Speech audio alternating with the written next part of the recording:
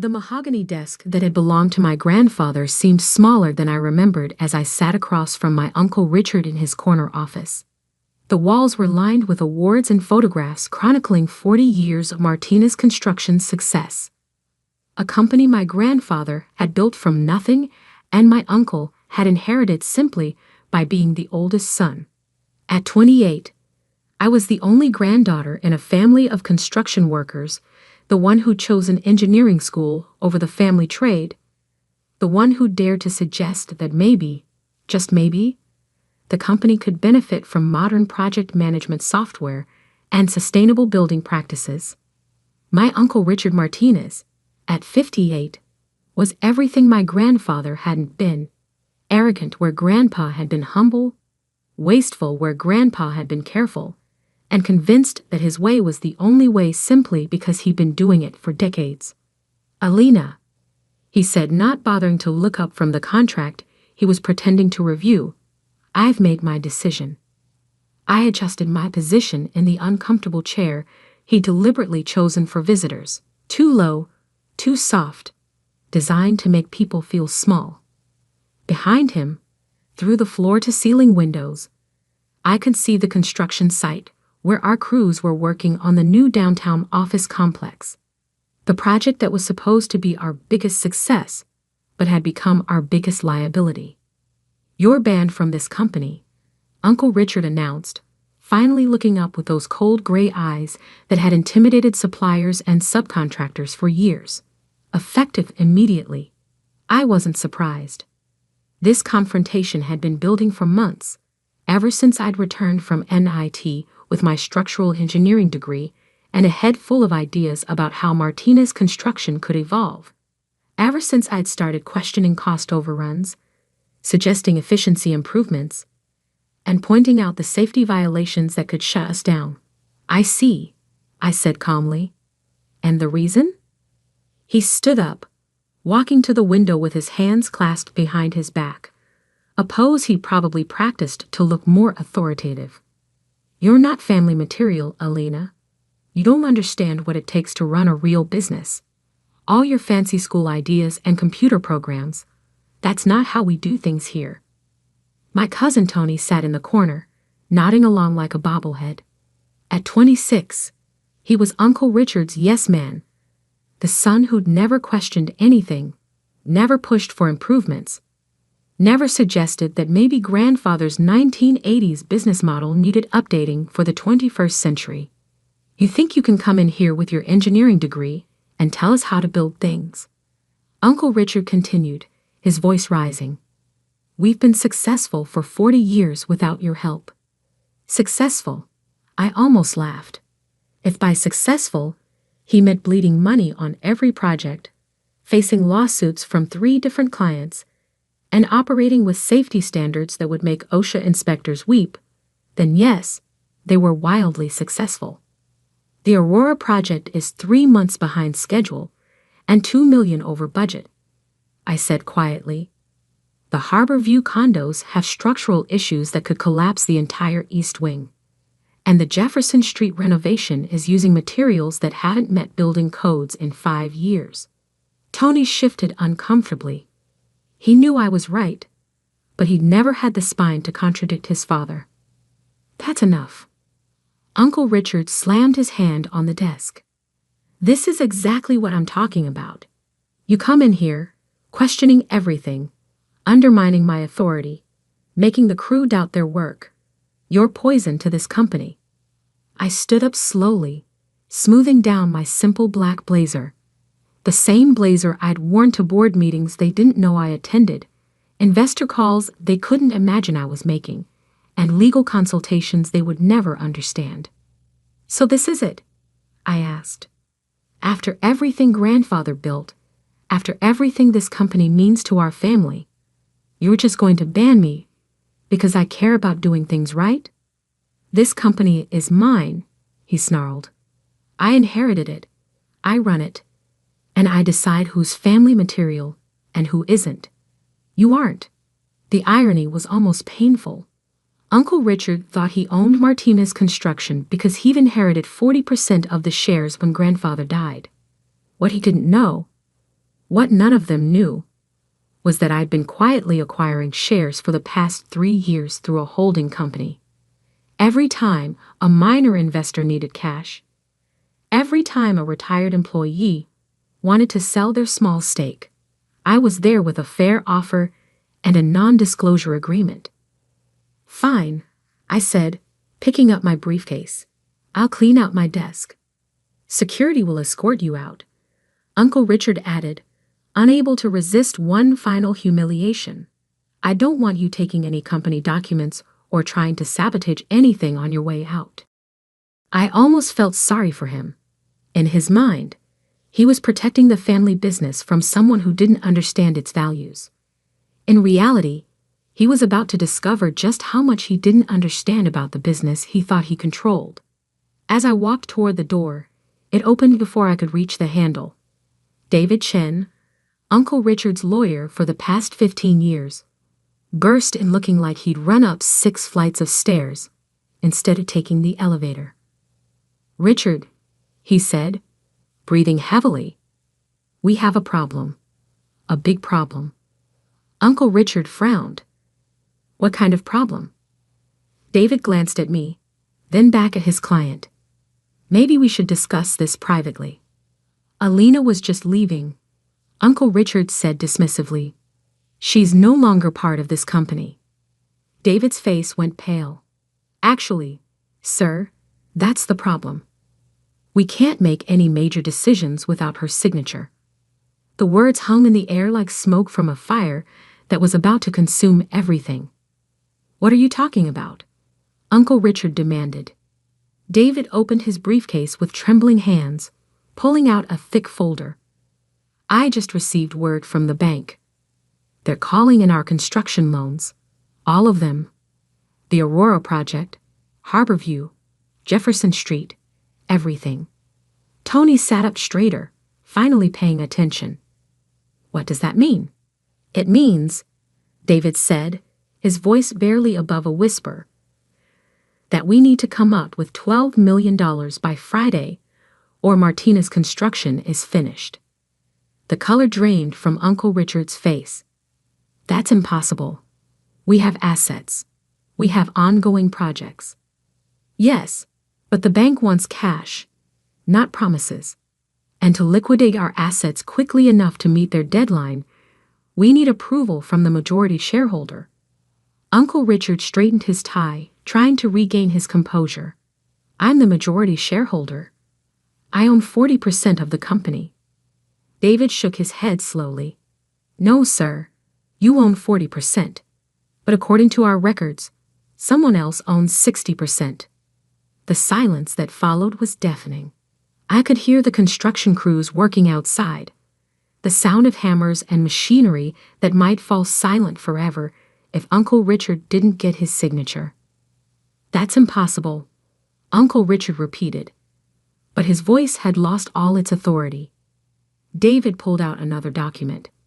The shares were acquired through Phoenix Holdings LLC over the past 3 years. Small purchases, always just under the disclosure threshold, but they add up to controlling interest. "Who?" Uncle Richard whispered. "Who owns Phoenix Holdings?" David looked directly at me. "Ms. Martinez does." The transformation on Uncle Richard's face was immediate and complete. The arrogant certainty crumbled, replaced by confusion, then disbelief, then something approaching panic. "Alina?" he said, my name sounding foreign in his mouth. But you're just what?" I asked quietly. "Just a college graduate with fancy ideas. Just someone who isn't family material." Tony found his voice. "How is that possible? You're broke. You drive that old Toyota. You live in that tiny apartment." I smiled, the same calm smile I'd perfected in boardrooms and investor meetings. "Tony, I drive a reliable car because I care about efficiency, not image. I live modestly because I prefer to invest my money rather than waste it on status symbols." Uncle Richard sank into his chair, the weight of reality crushing his inflated ego. The holding company, Phoenix Holdings, is one of 17 investment entities I control. I finished. I didn't just get an engineering degree at NIT, Uncle Richard. I also completed a dual program in business and finance. While you were running this company into the ground, I was building a portfolio. David was frantically flipping through documents. Sir, we need to act fast. The bank wants an answer by 5 p.m. today about the asset liquidation plan. What assets? I asked, genuinely curious. David pulled out another folder. The company owns 12 properties, including this building, the equipment yards, and the residential lots on Elm Street. Total estimated value is about $15 million. I nodded thoughtfully. And the debts? $12 million in immediate loans, plus another $8 million in ongoing project costs and penalties. Uncle Richard looked up at me with desperate eyes. Alina, please. I know we had our differences, but this is family business. Grandfather's legacy. Family business. Grandfather's legacy. The same words he'd used to justify excluding me from every major decision for the past 2 years. You're right, I said. It is grandfather's legacy. That's why I've been protecting it. I opened my briefcase and pulled out my own folder, thicker than David's, more comprehensive, and containing information that would shock them even more than my ownership revelation. The Aurora project is failing because you're using substandard materials to cut costs. I began. Harborview has structural problems because you ignored my engineering reports. Jefferson Street is behind schedule because your project management is stuck in 1985. Tony shifted uncomfortably. Alina, we know there have been some issues. Issues? I looked at him incredulously. Tony, these aren't issues. These are disasters waiting to happen. The Harborview East Wing could collapse in a strong wind. The Aurora Foundation has stress fractures that could cause catastrophic failure. And Jefferson Street is being built with materials that contain asbestos. Uncle Richard's face went gray. That's not possible. I pulled out a thick report bound in blue covers. Engineering assessment completed by Hartwell and Associates 3 weeks ago. I commissioned it myself using my authority as majority shareholder. David grabbed the report, scanning it quickly. His face grew paler with each page. This is bad, he whispered. This is really bad. If any of these issues become public knowledge, the lawsuits would destroy us, Uncle Richard finished, even if we had the money to pay the bank loans. I nodded. Which brings us to the real problem. Martina's construction isn't just facing a cash flow crisis. It's facing an existential crisis. The business model is broken, the safety standards are compromised, and the reputation is about to be destroyed. Uncle Richard looked around his office. The awards, the photographs, the mahogany desk that had belonged to his father, as if seeing it all for the first time. What do you want? He asked quietly. It was the first time in my life I'd heard him ask that question without arrogance or condescension. I want to save grandfather's company, I said. I want to transform it into something he would be proud of. Something that builds safely, efficiently, and sustainably. I pulled out one final document from my briefcase. This is a complete restructuring plan. New management, new safety protocols, new project management systems, and a 5-year growth strategy that will make Martina's Construction the most respected firm in the state. David took the document, reading the executive summary. This is actually brilliant. The technology integration alone would save millions in project costs. But I continued, looking directly at Uncle Richard, it requires complete operational control. No more cutting corners. No more ignoring safety reports. No more running projects like it's 1985. Uncle Richard stared at the desk for a long moment. The same desk where his father had made the decisions that built Martinez Construction into a regional powerhouse. The same desk where he'd made the decisions that nearly destroyed it. "And if I say no," he asked, "then Phoenix Holdings will vote to liquidate all assets, pay off the debts, and dissolve Martinez Construction permanently. The family business ends with you." The threat hung in the air like dust from a demolished building. Tony spoke up for the first time in minutes. "Dad, maybe we should listen to her. Maybe she knows something we don't." Uncle Richard looked at his son, then at his lawyer, then finally at me. For the first time since I'd known him, I saw genuine humility in his eyes. "What would my role be?" he asked quietly. I softened my voice. This wasn't about humiliation, it was about salvation. "Senior advisor. Your 40 years of experience have value, Uncle Richard. But experience needs to be guided by expertise." "And Tony?" I looked at my cousin, seeing something in his face I'd never noticed before: relief. Tony knows more about the crews and suppliers than anyone. He'd be perfect as operations manager, once we get him properly trained on modern project management. David cleared his throat. "The bank deadline is in 4 hours. I stood up, straightening my blazer. "Then we'd better get started." Uncle Richard rose slowly from his chair, extending his hand across the mahogany desk that had once belonged to our grandfather. "Alina," he said, his voice heavy with years of stubborn pride, finally giving way to wisdom, "I'm sorry. I was wrong about you. I was wrong about a lot of things." I shook his hand, feeling the calluses that 40 years of construction work had earned him. "Uncle Richard, Grandfather always said that the strongest buildings are built on solid foundations. Let's build something solid together." David was already on his phone with the bank, explaining that the majority shareholder had approved an emergency restructuring plan. Tony was looking at the engineering reports with new eyes, finally understanding why his cousin had been so insistent about safety protocols. And Uncle Richard was looking around his office one more time.